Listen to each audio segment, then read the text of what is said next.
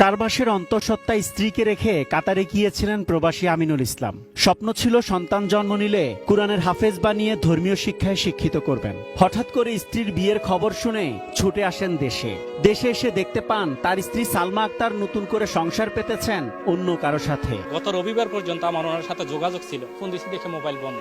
তারপর ওর জ্যাঠতো ভাই একটা আছে, আমি ওনারা ফোন দেওয়ার পরে উনি বলতেছে যে শুক্রবারে স্মৃতির বিয়ে। আমি বলতেছি কিভাবে বিয়ে হয়, আমার ডিভোর্স দিল না, কোনো কিছু দিল না, আমি টাকা পয়সা ওরে দিতেছি, ওর চিকিৎসা চলতেছে এখন, তাইলে ওর ডিভোর্স হয় বিয়ে হয় কিভাবে? বলতেছে বিয়ে দিয়ে ফেলতেছে, কাউরে জানায় নাই, শুক্রবারে বিয়ে। আমার মা বাবা তো এমনি দুনিয়াতে নাই, মারা গেছেন। ওর সাথে আমার একটা আন্ডারস্ট্যান্ডিং ছিল, বিশ্বাস তৈরি হয়েছিল যে ও আমার জন্য কিছু করবে।